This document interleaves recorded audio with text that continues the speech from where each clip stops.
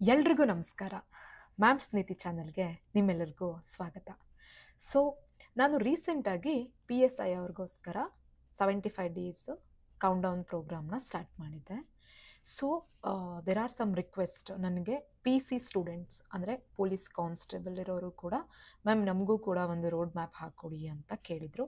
And ಕೆಲವ್ರು ಹೇಳಿದರು, ನಾ 2 ವರ್ಷದಿಂದ ಓದ್ತಿದ್ದೀವಿ ಆ್ಯಂಡ್ ನಾವೇನು ರೋಬೋಟ್ಸಾ 75 ದಿನದಲ್ಲಿ ಕಂಪ್ಲೀಟ್ ಮಾಡೋಕ್ಕೆ ಸಿಲೆಬಸ್ ಅಂತ.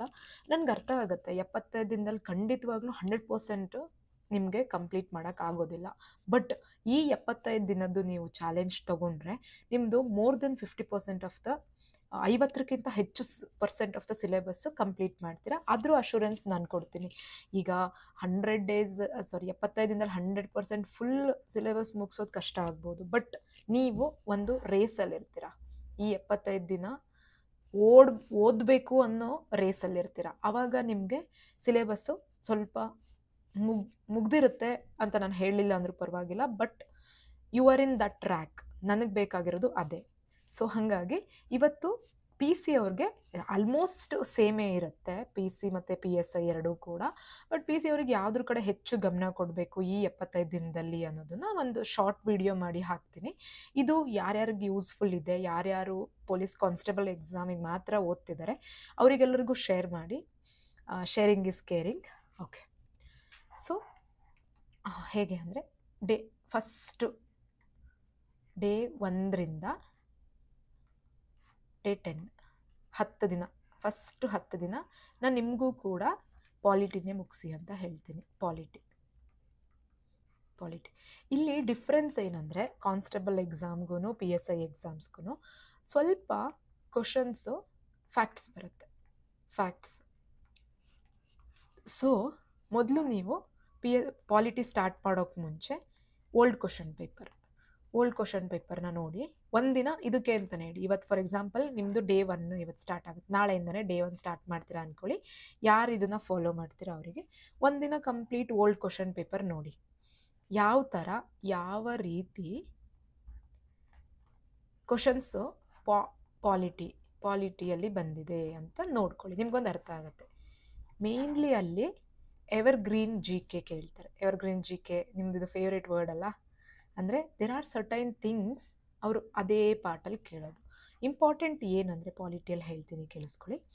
ಫಂಡಮೆಂಟಲ್ ರೈಟ್ಸು, DPSP ಮತ್ತು ಪ್ರೆಸಿಡೆಂಟ್, ವೈಸ್ ಪ್ರೆಸಿಡೆಂಟ್, ಇವು ಈ ಥರ.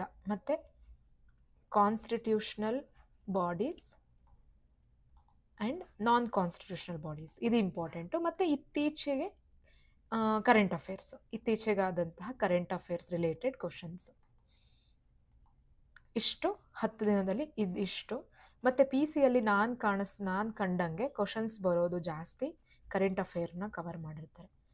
ಸೊ ನೀವು ಕೂಡ ಕರೆಂಟ್ ಅಫೇರ್ಗೆ ನಾನು ಜನವರಿ ಮ್ಯಾಗ್ಝಿನ್ನ ಓದಿ, first 10 days Jan magazine along with Vidura Niti. ನಾನು ಎಲ್ರಿಗೂ ಯಾಕೆ ವಿದುರ ನೀತಿನ ಓದಿ ಅಂತ ಹೇಳ್ತೀನಿ ಅಂದರೆ, ವಿದುರ ನೀತಿಯಲ್ಲಿ 200ರಿಂದ 300 ಥೀಮ್ ಬೇಸ್ಡ್ ಟಾಪಿಕ್ ಇದೆ. ಥೀಮ್ ಬೇಸ್ಡ್ ಇದು ತುಂಬ ಇಂಪಾರ್ಟೆಂಟ್ ಎಲ್ಲ ಎಕ್ಸಾಮ್ಗೂ. I am not promoting here Vidura Niti, but ಅದು ಪ್ರಮೋಷನ್ ಮಾಡಿಸ್ಕೊಳ್ಳೋ ಯೋಗ್ಯತೆ ವಿದುರ ನೀತಿಗಿದೆ, ಅದನ್ನು ನಾನು ಹೇಳ್ಬೋದು. ಇವಾಗ ಯಾವುದೇ ಒಬ್ಬ ಸೀರಿಯಸ್ ಆಸ್ಪಿರೆನ್ಸು ವಿದುರ ನೀತಿನ ಓದಿದರೆ ಅವ್ರಿಗೆ ಗೊತ್ತಾಗುತ್ತೆ ಅದ್ರದ್ದು ಪ್ರಾಮುಖ್ಯತೆ ಎಷ್ಟು ಅಂತ. ವಿದುರ ನೀತಿ ಓದಿ, ಜನವರಿ ಮ್ಯಾಗ್ಝಿನ್. ಮತ್ತು ನೀವು every day mental ability 1 hour, half an hour ನೀವು ಓದಬೇಕು. Half an hour mental ability ಓದಲೇಬೇಕು. ಮತ್ತು ಕರೆಂಟ್ ಅಫೇರ್ಗೆ 3ರಿಂದ 4 ಗಂಟೆ ಕೊಟ್ಟರು ನಡೀತದೆ, ಬಿಕಾಸ್ ಮೇಜರ್ಲಿ ಕರೆಂಟ್ ಅಫೇರೇ ಬರೋದ್ರಿಂದ. ಇದು ಫಸ್ಟ್ 10 ಡೇ. ನೆಕ್ಸ್ಟ್ ದಿನ 11ರಿಂದ 20. ಇದು ನೆಕ್ಸ್ಟ್ ಏನು ಮಾಡಿ ಅಂದರೆ, ಪಾಲಿಟಿ ಆಗಿದ ತಕ್ಷಣವೇ ಇತಿಹಾಸ, ಹಿಸ್ಟ್ರಿ, ಎಲ್ಲ ಹಿಸ್ಟ್ರಿನ, ಅದರಲ್ಲಿ ಏನ್ಷಿಯಂಟು, ಮಿಡಿವೇಲ್ ಆ್ಯಂಡ್ ಮಾಡರ್ನ್, ಇದರಲ್ಲಿ ಆರ್ಟ್ ಆ್ಯಂಡ್ ಕಲ್ಚರ್ ಕೂಡ ಬರುತ್ತೆ. ಇದು ನಿಮಗೆ ಮೇಜರ್ಲಿ ನೀವು ಕರ್ನಾಟಕಕ್ಕೆ ಹೆಚ್ಚು ಗಮನ ಕೊಡಬೇಕು, ಕರ್ನಾಟಕ ಇತಿಹಾಸಕ್ಕೆ. ಯಾಕಂದರೆ PCಯಲ್ಲಿ ಅವ್ರದ್ದು ಸಿಲೆಬಸ್ಸು ಅಪ್ ಟು 12th, ಏಕೆಂದರೆ ಪಿ ಸಿದು ಕ್ವಾಲಿಫಿಕೇಷನ್ನು PUC ಆಗಿರೋದ್ರಿಂದ ಅವರು PUC ಲೆವೆಲಿಗೆ ಕ್ವಶನ್ಸ್ ತೆಗಿತಾರೆ. ಆ್ಯಂಡ್ ಮತ್ತು ಇದರಲ್ಲೂ ಕೂಡ 11ನೇ ದಿನ ಓಲ್ಡ್ ಕ್ವಶನ್ ಪೇಪರ್ ನೋಡಿ ನಿಮ್ಗೊಂದು ಐಡಿಯಾ ಬರುತ್ತೆ ಹೇಗೆ ಏನು ಅಂತ. ಅದಾದಮೇಲೆ ಆ ಕ್ವಶನ್ ಮೇಲೆ ಯಾವುದು ಇಂಪಾರ್ಟೆಂಟ್ ಟಾಪಿಕ್ಕು ಅದನ್ನು ಕಂಪ್ಲೀಟಾಗಿ, ಮತ್ತು as usual mental ability every day, mental ability half an ಅವರು, ಮತ್ತು ಇಲ್ಲಿ magazine February magazine plus Vidura Niti part 2 ಇದನ್ನು ಓದಲೇಬೇಕು. ವಿದುರ ನೀತಿ ಇಸ್ ವೆರಿ ಇಂಪಾರ್ಟೆಂಟ್. ಯಾಕಂದರೆ ನಮಗೆ ಇಂಡಸ್ಟ್ರಿಯಲ್ ಎಕ್ಸಾಮ್ ಅಂತ ಆಗಿತ್ತು ಒಂದು, ಆ ಎಕ್ಸಾಮಲ್ಲಿ ವಿದುರ ನೀತಿ ಪಾರ್ಟ್ 1ಇಂದನೇ 4 ಕ್ವಶನ್ ಬಂದಿತ್ತು, ಮಿನಿಮಮ್ 4. ಸೊ 10 ವಿದುರ ನೀತಿಗಳಿದೆ, 3 ಅಂತಲೇ ತೊಗೊಳ್ಳಿ, ಒಂದೊಂದರಲ್ಲಿ 30 ಕ್ವಶನ್ ಬರಬಹುದು. ನಮ್ಮ ಅದೃಷ್ಟ ಚೆನ್ನಾಗಿದ್ದರೆ 30ಕ್ಕಿಂತ ಹೆಚ್ಚು ಬರೋ ಚಾನ್ಸಸ್ ಇರುತ್ತೆ. ಸೊ ಮೆಂಟಲ್ ಎಬಿಲಿಟಿಗೆ ನೀವು ಹೆಚ್ಚು ಗಮನ ಕೊಡಬೇಕು. And every day news paper, Prajavani ಅಥವಾ ವಿಜಯ ಕರ್ನಾಟಕ ಓದಬೇಕು. ಯಾಕಂದರೆ ನಿಮಗೆ ಇಲ್ಲಿ ಡಿಸ್ಕ್ರಿಪ್ಟಿವ್ ಟೈಪ್ಸ್ ಯಾವುದೂ ಇರೋದ್ರಿಲ್ಲ, ಹಾಗಾಗಿ ನೀವು ಆದಷ್ಟು ಓದೋದ್ರ ಕಡೆಗೆ ಗಮನ ಕೊಡಿ. ಇದು ಡೇ 11ಇಂದ ಡೇ 20 ತನಕ ಇತಿಹಾಸ, history should be complete. And ಇದು ಇಂಪಾಸಿಬಲ್ ಅಂತ ಅನಿಸುತ್ತೆ ಯಾರಿಗೆ ಅಂದರೆ ಫಸ್ಟ್ ಟೈಮ್ ಓದ್ತಾ ಇರೋರಿಗೆ. ಇದು ಫಸ್ಟ್ ಟೈಮ್ ಓದ್ತಾ ಇರೋರಿಗೆ ವರ್ಕೌಟ್ ಆಗದೆ ಇರ್ಬೋದು, ಬಟ್ 1 ಸಲ ಅಥವಾ 2 ಸಲ ಓದಿರೋರಿಗೆ ಇದು ರಿವಿಷನ್ಗೆ ತುಂಬ ಹೆಲ್ಪ್ ಆಗುತ್ತೆ. ಮತ್ತು ಡೇ 21 to 30 ಇದರಲ್ಲಿ ನೀವು ಜಿಯೋಗ್ರಫಿ ಓದಿ. ಜಿಯೋಗ್ರಫಿ ಇದು ಕೂಡ ಎಸ್ಪೆಷಲಿ PYQನ ಫಸ್ಟ್ ನೋಡಬೇಕು. ಹಳೆ ಕ್ವಶನ್ ಪೇಪರ್ ಒಂದು 5ರಿಂದ 6 ವರ್ಷದ ಓದಿ ಸಾಕು. 5ರಿಂದ 6 ವರ್ಷ ಹಳೆ PYQ ಓದಿದರೆ ಒಂದು ಐಡಿಯಾ ಬರುತ್ತೆ. ಸೊ ದಟ್ ನಿಮಗೆ ಇದು ಕೂಡ ಮೇಜರ್ಲಿ ಕರ್ನಾಟಕ ಜಿಯೋಗ್ರಫಿ ಸ್ವಲ್ಪ ಹೆಚ್ಚಿಗೆ ಗಮನ ಕೊಡಬೇಕು. ಅದ್ರ ಜೊತೆಗೆ ಫಿಸಿಕಲ್ ಜಿಯೋಗ್ರಫಿ ಅದು ಗೊತ್ತೇ ಇದೆ, ಮತ್ತು ಭಾರತದ ಜಿಯೋಗ್ರಫಿ ಮ್ಯಾಪಿಂಗ್ಗೆ, ಭಾರತದ ಜಿಯೋಗ್ರಫಿ ಮ್ಯಾಪಿಂಗು ಇದು ತುಂಬ ಇಂಪಾರ್ಟೆಂಟು. ಇದು ಕೂಡ ರೀಸೆಂಟ್ ನ್ಯೂಸಲ್ಲಿರೋದನ್ನ ಕನೆಕ್ಟ್ ಮಾಡಿ, ನ್ಯೂಸ್ ಓರಿಯೆಂಟೆಡ್ ಹೆಂಗಿರುತ್ತೆ ಅದರ ಮೇಲೆ. ಅದಾದಮೇಲೆ ಮಾರ್ಚ್ ತಿಂಗಳದು ಮಾರ್ಚ್ ಮ್ಯಾಗ್ಝಿನ್ ಪ್ಲಸ್ ವಿದುರ ನೀತಿ 3 ಭಾಗ 3. ಇದು ಕನ್ನಡ ಮೀಡಿಯಮ್ ಇಂಗ್ಲೀಷ್ ಮೀಡಿಯಮ್ ಎರಡರಲ್ಲೂ ಇದೆ, ಸೊ ನಿಮಗೆ ಹೆಲ್ಪ್ ಆಗುತ್ತೆ. ಅದಾದಮೇಲೆ ಮೆಂಟಲ್ ಎಬಿಲಿಟಿ ದಿನ ಓದಬೇಕಂತ ಹೇಳಿದ್ದೀನಿ, ಯಾಕಂದರೆ 10ರಿಂದ 12 ಕ್ವಶನ್ ಮೆಂಟಲ್ ಎಬಿಲಿಟಿ ಬರೋದ್ರಿಂದ ಅದು ಫುಲ್ ಔಟ್ ಆಫ್ ಔಟ್ ತೆಗಿಬೇಕಂದ್ರೆ ಎವ್ರಿ ಡೇ. ಇದಕ್ಕೆ ನೀವು ಯಾವುದಾದ್ರೂ ಒಂದು ಯೂಟ್ಯೂಬ್ ಚಾನಲ್ ರೆಫರ್ ಮಾಡ್ಬೋದು, every day half an hour, ಇಲ್ಲಾಂದರೆ ನೀವೇ ಸ್ವಂತವಾಗಿ ಮಂಜುನಾಥ್ ಬ್ಯಾಡ್ಗಿ ಸರ್ ಬುಕ್ ತುಂಬ ಚೆನ್ನಾಗಿದೆ ಇದಕ್ಕೆ. ಯಾಕೆಂದರೆ ನಾನು ಅದನ್ನೇ ರೆಫರ್ ಮಾಡಿದ್ದು KPSC UPSC ಎರಡಕ್ಕೂ. ಬಟ್ UPSCಗೆ ಈಗ ರಿಲೆವೆನ್ಸ್ ಇಲ್ಲ ಅದು, ಬಟ್ ಕರ್ನಾಟಕ ಲೆವೆಲ್ ಎಕ್ಸಾಮ್ಸ್ಗೆ ಅದು ಸಾಕಾಗುತ್ತೆ. ಮಂಜುನಾಥ್ ಬ್ಯಾಡ್ಗಿ ಅಂತ ಸರ್ದು ಇದು ನಿಮ್ಗೆ ಹೆಲ್ಪ್ ಆಗುತ್ತೆ. ಆ್ಯಂಡ್ ಜಿಯೋಗ್ರಫಿ ನಿಮಗೆ ಬುಕ್ಕು ಅಪ್ ಟು 12th ಅಥವಾ ಡಿಗ್ರಿ ಕರ್ನಾಟಕದೇ ಸಾಕಾಗುತ್ತೆ. ಮತ್ತು ಡೇ 31 to ಡೇ 40 ಪರಿಸರ ಅಧ್ಯಯನ.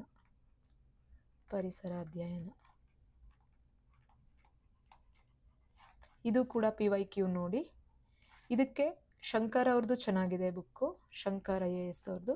ಈಗ ರೀಸೆಂಟಾಗಿ ಅರಿವು ಅವರು ಕೂಡ ಕನ್ನಡ ಮೀಡಿಯಮಲ್ಲೂ ಬಿಟ್ಟಿದ್ದಾರೆ, ಅದನ್ನು ರೆಫರ್ ಮಾಡ್ಬೋದು. Any one you can refer. ಆಮೇಲೆ ಆ್ಯಸ್ ಯೂಶ್ವಲ್ ಏಪ್ರಿಲ್ದು ಮ್ಯಾಗ್ಝಿನ್ ಪ್ಲಸ್ ವಿದುರ ನೀತಿ 4 ಇದನ್ನು ಮಾಡಿ. ಆಮೇಲೆ ಡೈಲಿ ಮೆಂಟಲ್ ಎಬಿಲಿಟಿ ಡೈಲಿ. ಇದ್ರ ಜೊತೆಗೆ ನೀವು ಫಸ್ಟು PYQನ ನೋಡಬೇಕು. PYQನ ನೋಡಿ ಅಂತ ಯಾಕೆ ಹೇಳ್ತೀನಿ, ನಿಮಗೆ ಒಂದು ನಮ್ಗೆ ಇವಾಗ ಸ್ಟಾರ್ಟ್ ಮಾಡೋಕ್ಕಿಂತ ಮುಂಚೆ ಯಾವ ಥರ ಕ್ವಶನ್ ಕೇಳ್ತಾರೆ ಅಂತ ಅಂದಾಗ ಒಂದು ಐಡಿಯಾ ಇರುತ್ತಲ್ವಾ, ಓಕೆ ಹಿಂಗೆ ಪ್ರಿಪೇರ್ ಆಗೋಣ, ಈ ಥರ ಕೇಳ್ತಾರೆ ಅಂತ. ದ್ಯಾಟ್ ಇಸ್ ದ ರೀಸನ್ ನಾನು ಹೇಳ್ತಾ ಇದ್ದೀನಿ ಅಷ್ಟೇ. ಸೊ ಇದು ಎನ್ವೈರ್ನಮೆಂಟ್ ಸ್ಟಡೀಸ್, ಪರಿಸರ ಎನ್ವೈರ್ನಮೆಂಟ್.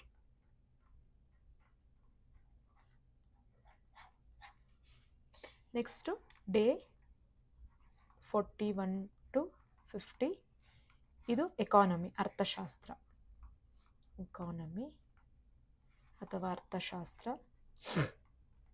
ಇದರಲ್ಲಿ ನಿಮಗೆ ತುಂಬ ಟಫ್ ಕ್ವಶನ್ಸ್ ಯಾವುದು ಬರೋದಿಲ್ಲ. ಸೊ ಆ್ಯಸ್ ಐ ಸೆಟ್ PYQsನ ನೋಡಿ. ಮತ್ತು ಇದಕ್ಕೆ up 12th NCERTs, NCERT best book, 11th ಮತ್ತು 12th NCERT ಬುಕ್ಕು ಸಾಕು. ಅದ್ರ ಜೊತೆಗೆ ಡೈಲಿ ಕರೆಂಟ್ ಅಫೇರ್ ಓದಲೇಬೇಕು. ಮತ್ತು ಮೇ ಮಂತ್ದು magazine plus Vidura Niti part 5. ನಿಮಗೆ ಈ ವಿದುರ ನೀತಿದು ಇಂಪಾರ್ಟೆನ್ಸು ಎಕ್ಸಾಮ್ ಬರ್ತಿರಲ್ಲ ಅವತ್ತು ಗೊತ್ತಾಗುತ್ತೆ. And I will bet you that ನೀವು ನನಗೆ ಆ ಮೂಮೆಂಟಿಗೆ ಥ್ಯಾಂಕ್ಸ್ ಹೇಳ್ಕೊತೀರ. ಅದಾದಮೇಲೆ mental ability every day half an hour mental ability. ಇದ್ರ ನೆಕ್ಸ್ಟ್ ಬರೋದು ನಿಮಗೆ ಸೈನ್ಸ್ ಆ್ಯಂಡ್ ಟೆಕ್ಕಲ್ಲಿ ಕ್ವಶನ್ ಕೇಳಲ್ಲ, ತುಂಬ ಕಮ್ಮಿ ಕೇಳ್ತಾರೆ. Day 51 to day 60. Science basic science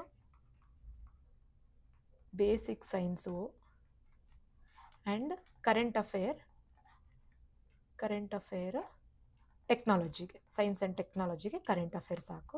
basic ಸೈನ್ಸ್ಗೆ 8th 9th 10th 11th and 12th state syllabus ಸಾಕು. ಎಷ್ಟು. ಆಮೇಲೆ ಆ್ಯಸ್ ಯೂಶ್ವಲ್ ಜುಲೈ ಮ್ಯಾಗ್ಝಿನ್. ನೀವು ಮ್ಯಾಗ್ಝಿನ್ ಯಾವ್ದು ಬೇಕಿದ್ರೂ ಓದಿ, ನಾನು ಅದು ಇದು ಅಂತ ಹೇಳೋದಿಲ್ಲ. ಅದ್ರ ಜೊತೆಗೆ ವಿದುರ ನೀತಿ ಪಾರ್ಟ್ 6 ಮತ್ತು ಮೆಂಟಲ್ ಎಬಿಲಿಟಿ.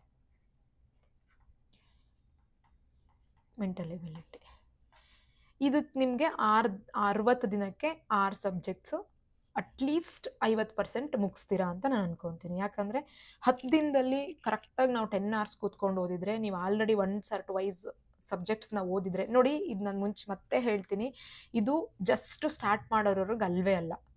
ಈಗ ನಾನು ಅದು ತುಂಬ ಫೇಕ್ ಅನಿಸ್ಬಿಡುತ್ತೆ ಜಸ್ಟ್ ಸ್ಟಾರ್ಟ್ ಮಾಡೋರಿಗೆ. ನನಗೆ ಆಲ್ರೆಡಿ ಸ್ಟೂಡೆಂಟ್ಸ್ ಹೆಂಗಿದ್ದಾರೆ ಅಂದರೆ, ಆಲ್ರೆಡಿ 1 year ಕೋಚಿಂಗ್ ತೊಗೊಂಡಿರೋರು ಅಥವಾ 2 ವರ್ಷದಿಂದ ಸೆಲ್ಫ್ ಸ್ಟಡಿ ಮಾಡ್ತಿರೋರು, ಅಂಥವರಿಗೆ ಇದು ಹೆಲ್ಪ್ ಆಗುತ್ತೆ. ಮತ್ತು ಸುಮ್ಮನೆ ಮ್ಯಾಮ್ ಏನು ಇಂಪಾಸಿಬಲ್ ಥಿಂಗ್ ಹೇಳ್ತೀರಾ, ನಾವು ರೋಬೋಟ್ಸ್ ಎಲ್ಲ. ಐ ಕ್ಲಾರಿಫೈಡ್ ಆ ವಿಡಿಯೋದಲ್ಲಿ ನಾನು ಹೇಳೋದು ಮರ್ತಿದ್ದೆ, ಇದು ಆಲ್ರೆಡಿ 1 ಸಲ 2 ಸಲ ಓದಿರೋರಿಗೆ ಅಂತ. But here I am clearly saying. And ಇದನ್ನು ಯಾರು ನೋಡ್ತಿದ್ದೀರಾ ಅವರು ಸೀರಿಯಸ್ ಪೊಲೀಸ್ ಕಾನ್ಸ್ಟೇಬಲ್ ಆಸ್ಪಿರೆಂಟ್ಸೇ ಆಗಿರ್ತೀರಾ, ಅವರು 1-2 ವರ್ಷದಿಂದ ಓದ್ತಾ ಇದ್ದೀರಾ ಅಂತ ನಾನು ಅಸ್ಯೂಮ್ ಮಾಡಿಕೊಂಡೇ ಈ ವಿಡಿಯೋನ ಮಾಡ್ತಾ ಇದ್ದೀನಿ. ನೆಕ್ಸ್ಟ್ ಇನ್ನು ಡೇ 61 ಟು ಡೇ 72 ಈ 12 days ಎವ್ರಿ ಡೇ ಎವ್ರಿ 2 ದಿನಕ್ಕೊಂದ್ಸಲ 2 daysಗೆ 1 ಸಬ್ಜೆಕ್ಟ್ನ ರಿವೈಸ್ ಮಾಡಿ. 1 ಸಬ್ಜೆಕ್ಟ್ ರಿವೈಸ್, ಆವಾಗ 12 daysಲ್ಲಿ ರಿವಿಷನ್ ಆಗುತ್ತೆ. ಬಟ್ ಮ್ಯಾಗ್ಝಿನ್ ಬಿಡಬಾರ್ದು, ಜುಲೈ ಮ್ಯಾಗ್ಝಿನ್ ಓದ್ತಾ ಇರಬೇಕು. Magazine July plus Vidura Niti ಮತ್ತು half an hour mental ability. ಇದು ಎವ್ರಿ ಡೇ ಇರಬೇಕು, half an hour mental ability.